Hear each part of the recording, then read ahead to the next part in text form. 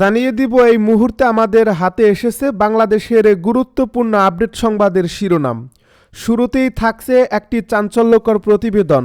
ধর্ম নিয়ে কটূক্তির অভিযোগে ময়মনসিংহে এক হিন্দু শ্রমিককে পিটিয়ে হত্যা।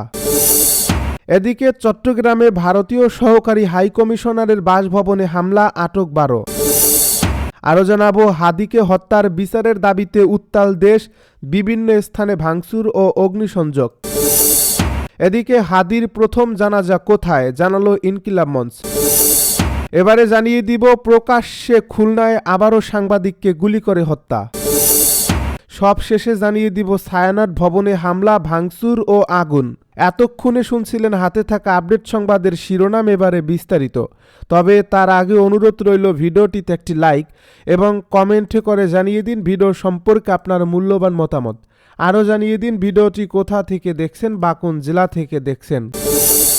ধর্ম নিয়ে কটূক্তির অভিযোগে ময়মনসিংহে এক হিন্দু শ্রমিককে পিটিয়ে ও পুড়িয়ে হত্যা। ময়মনসিংহের ভালুকা উপজেলায় ধর্ম নিয়ে কটূক্তির অভিযোগে এক শ্রমিককে পিটিয়ে হত্যা করা হয়েছে বলে জানিয়েছে পুলিশ। ভালুকা মডেল থানার পরিদর্শক মোহাম্মদ আব্দুল মালেক বলেন, বৃহস্পতিবার রাত ৩টার দিকে উপজেলার ডুবালিয়াপাড়া এলাকায় পাউনিয়ার নিট কম্পোজিট কারখানায় ঘটনা ঘটে। নিহত দীপচন্দ্র দাস ওই কারখানার শ্রমিক ছিলেন। তিনি তারাকান্দা উপজেলার রবিচন্দ্র দাসের ছেলে। পুলিশ জানায়, এ ঘটনার পর বিক্ষুব্ধ জনতা নিহতের মরদেহ ঢাকা ময়মনসিংহ মহাসড়কের পাশে রেখে আগুন ধরিয়ে দেয়। এতে মহাসড়কের উভয় পাশে যান চলাচল বন্ধ হয়ে যায়। এলাকায় উত্তেজনার সৃষ্টি হয়।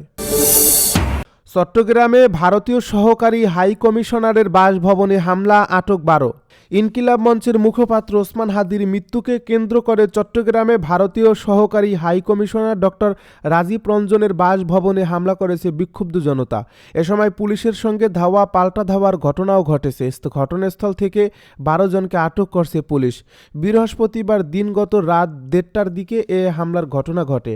জানা যায়, বিক্ষুব্ধদের ছত্রভঙ্গ করতে পুলিশ 3-4 রাউন্ড টিয়ার শেল নিক্ষেপ করে। এ সময় একজন পুলিশ সদস্য ও একজন শিক্ষার্থী আহত হয়েছেন। তাদের পাশের একটি হাসপাতালে ভর্তি করা হয়েছে। প্রত্যক্ষদর্শীরা জানান, পুলিশ ও বিক্ষোভকারীদের মধ্যে বেশ কয়েকবার ধাওয়া পাল্টা ধাওয়ার ঘটনাও ঘটে। এখন পর্যন্ত থমথমে পরিস্থিতি বিরাজ করছে। বিক্ষোভকারীরা আশপাশে অবস্থান করছেন। পুলিশ কমিশনার হাসিব আজিজ সাংবাদিকদেরকে জানান, ভারতীয় সহকারী হাইকমিশনারের বাসভবনে ছিলেন। বিক্ষোভকারীরা বাসভবনকে লক্ষ্য করে ইট পাটকেল নিক্ষেপ করে। পুলিশ তাদের সরিয়ে দেওয়ার চেষ্টা করলে ধাওয়া পাল্টা দেওয়া হয়। এক পর্যায়ে পুলিশ টিয়ার শেল নিক্ষেপ করে তাদের ছত্রভঙ্গ করে দেয়। এ সময় 12 জনকে আটক করা হয়েছে। হাদির হত্যার বিচারের দাবিতে উত্তাল দেশ, বিভিন্ন স্থানে ভাঙচুর ও অগ্নিসংযোগ। জুলাই অভ্যুত্থানের নায়ক ও ইনকিলাব মঞ্চের মুখপাত্র শরীফ ওসমান হাদির মৃত্যুর খবর ছড়িয়ে পড়ার পর ক্ষোভে উত্তাল হয়েছে সারা দেশ। পাহাড় থেকে সমতল হাদির হত্যার বিচারের দাবিতে রাজপথে নেমে পড়েন সবাই। বৃহস্পতিবার রাতেই রাজধানীর শাহবাগ ঢাকা বিশ্ববিদ্যালয়ে বিক্ষোভ করে ছাত্র জনতা। পতিত আওয়ামী লীগ ও ভারতীয় আধিপত্যবাদের ষড়যন্ত্রের বিরুদ্ধে স্লোগান দেন জুলাইয়ের সম্মুখ সারির যোদ্ধারা। ব্যর্থতার দায় নিয়ে অবিলম্বে স্বরাষ্ট্র উপদেষ্টার পদত্যাগের দাবি জানান তারা।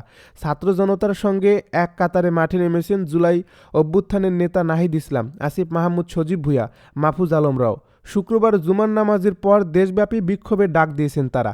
হত্যাকাণ্ডের এই প্রতিবাদে সড়কে নেমেছেন বিভিন্ন ছাত্র সংগঠন ও ডাকসু নেতারাও। হত্যা করে আধিপত্যবাদ বিরোধী লড়াই বন্ধ করা যাবে না বলেও হুঁশিয়ারি দেন তারা। হাদির মৃত্যুর প্রতিবাদে বৃহস্পতিবার রাত 10টা থেকে রাত 3টা পর্যন্ত ঢাকা চট্টগ্রাম মহাসড়কের যাত্রাবাড়ি ও শনির আখড়া ছাত্র জনতা ব্লকেট কর্মসূচি করে। এতে ঢাকা চট্টগ্রাম মহাসড়ক, ঢাকা মাওয়া ও ঢাকা ডেমরা সড়কে তীব্র যানজট সৃষ্টি হয়। এতে চরম ভোগান্তিতে পড়েছেন শত শত রোগী ও যাত্রীরা। হাদির প্রথম জানাজা কোথায় হবে, জানালো ইনকিলাব মঞ্চ। ইনকিলাব মঞ্চের মুখপাত্র শরীফ ওসমান হাদির প্রথম জানাজা সিঙ্গাপুরে অনুষ্ঠিত হবে বলে জানিয়েছে ইনকিলাব মঞ্চ। বৃহস্পতিবার সামাজিক যোগাযোগ মাধ্যম ফেসবুকে এক পোস্টে তথ্য জানানো হয়েছে। ইনকিলাব মঞ্চ জানিয়েছে, বাংলাদেশ বিমানের একটি বাণিজ্যিক ফ্লাইট আজ স্থানীয় সময় বিকেল 3:50 শহীদ ওসমান হাদিকে নিয়ে রওনা করবে। ঢাকায় অবতরণ করার সম্ভাব্য সময় সন্ধ্যা 6:05। এতে বলা হয়, শহীদ ওসমান হাদির প্রথম জানাজা সিঙ্গাপুরে অনুষ্ঠিত হবে। এছাড়া বাংলাদেশ শেষে শহীদ ওসমান হাদির জানাজা শনিবার বাদ জোহর মানিক মিয়া অ্যাভিনিউতে অনুষ্ঠিত হবে বলে জানিয়েছে ইনকিলাব মঞ্চ। উল্লেখ্য, আততায়ীর বুলেটে বিদ্ধ হয়ে টানা 7 দিন মৃত্যুর সঙ্গে লড়াই করে সবাইকে কাঁদিয়ে না ফেরার দেশে চলে গেছেন 24-এর গণ অভ্যুত্থানের সামনের সারির অকুতোভয় যোদ্ধা শরীফ ওসমান হাদি।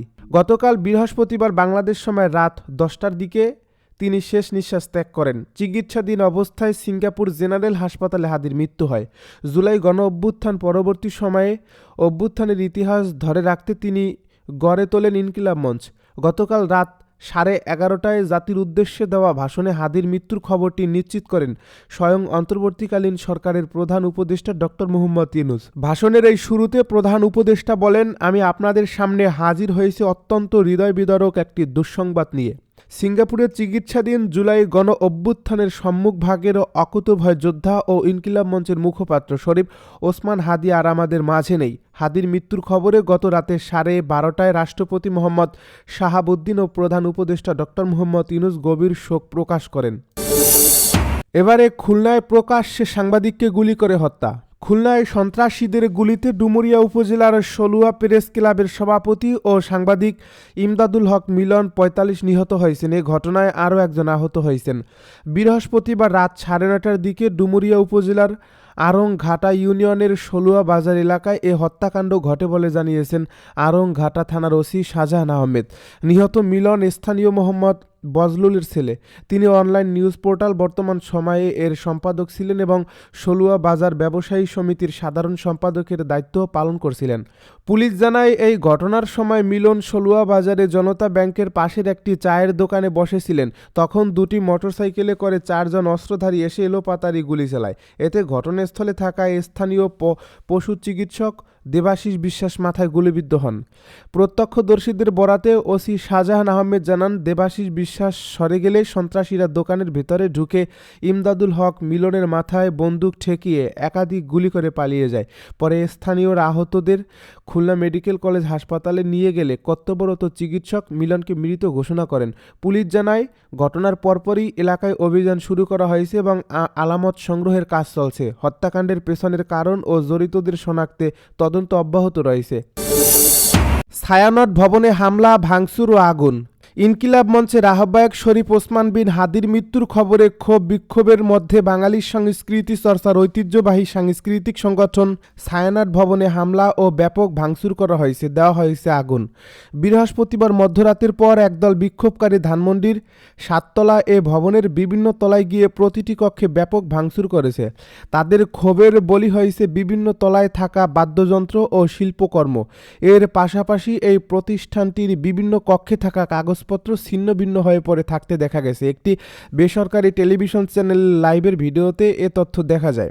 মুখ কাপড় দিয়ে ঢেকে রেখে ও হেলমেট পরে আসা হামলাকারীরা বিভিন্ন তলায় ভাঙচুর শেষে চলে যাবার সময় ভবনের সামনে আগুন দেয়।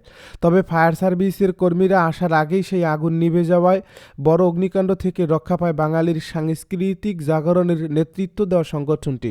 সিঙ্গাপুরে চিকিৎসাধীন হাদির মৃত্যুর খবর আসার পর শাহবাগ সহ রাজধানী ও দেশের বিভিন্ন স্থানে ক্ষোভ বিক্ষোভের মধ্যে বিভিন্ন স্থানে হামলার খবরের মধ্যে একদল বিক্ষোভকারী রাত 1টার পর জড়ো হতে থাকেন ধানমন্ডির শঙ্করের ছায়ানটের সামনে। ঐতিহাসিক এই ভবন ও সাংস্কৃতিক ইনস্টিটিউটে হামলার বিভিন্ন ভিডিওতে দেখা যায় বিক্ষোভকারীরা দলে দলে সেখানে ঢুকে পড়ে ভাঙচুর চালাতে শুরু করে। তারা সংগঠনের নাম ফলক ভেঙে ফেলে, নিচ তলায় গিয়ে সব আসবাবপত্র ও বাদ্যযন্ত্র ভেঙে ফেলে। চ্যানেল 24-এর লাইভ ভিডিওতে 3 তলা পর্যন্ত প্রায় 3টি কক্ষ ভেঙে চুরমার করার চিত্র দেখা যায়। মিলনায়তনে হামলাকারীর যা পেয়েছেন সেটিই ভাঙচুর করছেন। পুরো মনিটরিং সিস্টেম, লাইট ও ফ্যান ভেঙে ফেলা হয়েছে। সেখানে থাকা মাটির তৈরি চারুকর্ম ও শিল্পকর্ম ভেঙে ফেলা হয়েছে।